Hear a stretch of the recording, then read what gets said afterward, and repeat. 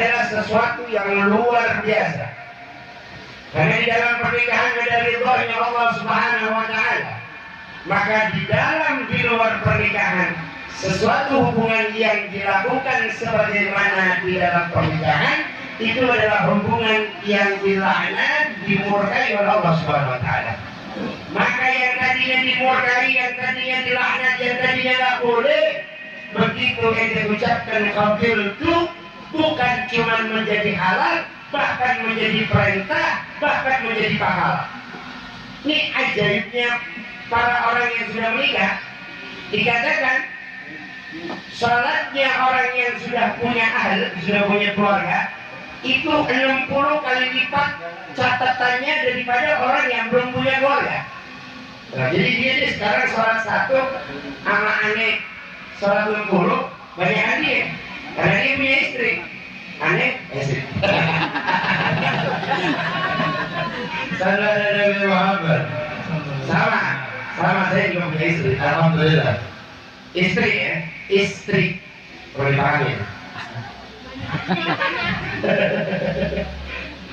Makanya ketika seorang suami dikatakan idza qabada ar-rajulu imra'atahu, apabila ada seorang laki-laki pegangan tangan dengan istrinya, maka hafaz alaihimul malaikat, malaikat akan melindungi dia, dan malaikat akan berdoa, Allahumma ighfir lahuma, ya Allah ampuni mereka berdua.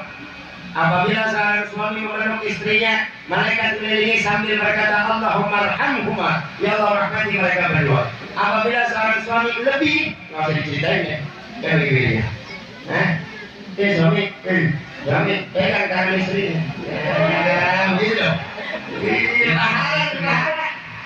Wa idza anagahu, katanya. Apabila suami peluk istrinya, itu malaikat melindungi daripada yang tadinya mal'un, yang tadinya dilaknat.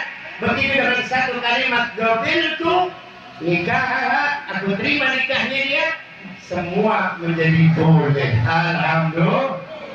Kecuali yang dilarang. Semua menjadi boleh kecuali yang dilarang. Apa daripada pernikahan sabda Nabi? Karena kahuntak suruh menikahlah kalian, tak suruh perbanyaklah keluarga. Wah, sejati banyakin anak.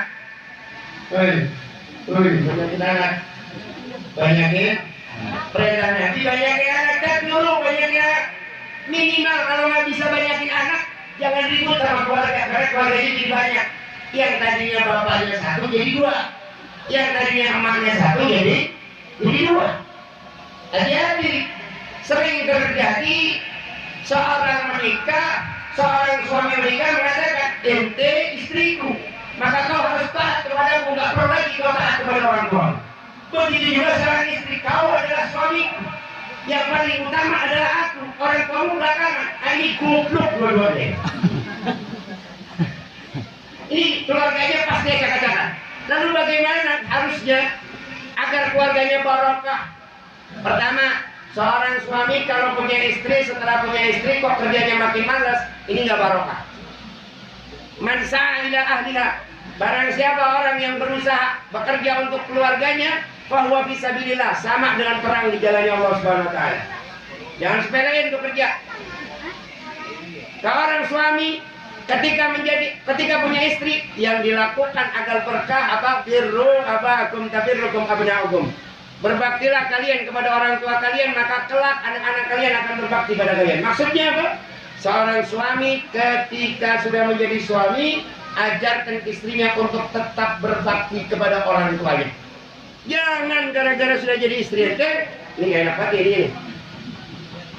Cek. Makin kecil sih. Udah ya, nanti kan suruh lama-lama ngaji. Soalnya kita udah cek juga, mau lama mau bentar, amplopnya segitu-segitu juga.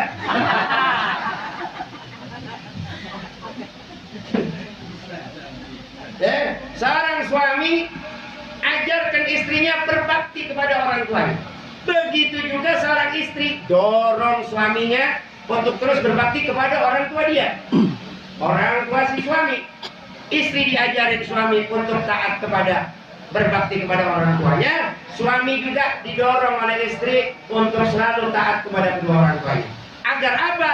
Kalau kalian berbakti kepada orang tua kalian, maka akan lahir anak-anak yang berbakti kepada kalian. Kenapa kita punya anak kadang-kadang kita suka ngomong dasar anak setan? Karena emaknya juga sama, emaknya. Gitu, emaknya ribut dulu tuh sama mertuanya biasanya tuh. Nah, bagaimana biar indah? Ajarkan itu, ajarkan keindahan. Agamanya Nabi itu agama indah, Islam itu agama yang paling keren, paling indah, paling spesial, diatur semuanya. Makanya suami istri kalau belanja apa, istri tuh biasain belanjain double, istri belanjain double. Kenapa Habib? Begitu beli beras sekilo, beli 2 kilo, beli terigu sekilo, beli 2 kilo. Beli ini sekilo, belinya 2 kilo. Ditanya sama suaminya, sayang kenapa banyak? Yang separuh buat umimu, buat ibumu. Wah, itu suaminya tiap hari jatuh cinta sama istrinya. Makin hari makin jatuh cinta, makin hari makin jatuh cinta. Begitu juga seorang suami beliin baju buat istri, beli 2. Istrinya nanya, buat apa yang kau 2? Buat inti punya umi. Allah, buat inti punya ibu. Itu istrinya pun setiap hari akan semakin jatuh cinta kepada suaminya. Kenapa? Karena itulah ajarannya baginda Nabi besar Muhammad Sallallahu Alaihi Wasallam. Sambung. Orang yang mutusin hubungan sama kita ini suruh disambung. Bagaimana yang nyambung hubungan dengan kita? Orang yang mencinta, orang yang benci sama kita ini suruh kita cintai. Bagaimana dengan orang-orang yang cinta kepada kita? Inilah ajaran baginda Nabi Muhammad Sallallahu Alaihi Wasallam. Seorang istri berdandanlah untuk suamimu, jangan berdandan buat kondangan dong.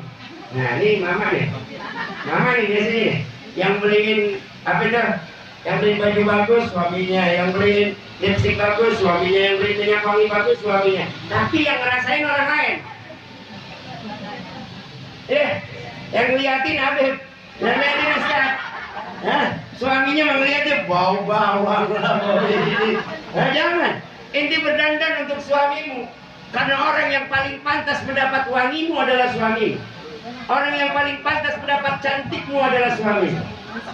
Jangan suami pulang-pulang baru datang sampai rumah, baru datang sampai rumah, mah bikinin kopi, bikin sendiri belakang kok. Ada yang begitu? Mana orang yang datang lah? Jangan. Apalagi istri-istri yang suka suaminya baru nyampe pintu dan tanya, dapat duitnya Pak? Kita bohong. Anda kasih tahu ya. Kita ini para suami, kalau pulang nggak bawa duit, belum nyampe rumah udah horor. Iya ibu kasih tahu. Jadi kita kasih tahu horor. Udah horor, jangan diteror kan bibirnya. Udah santai aja. Suami pulang bikinin kopi, pijitin.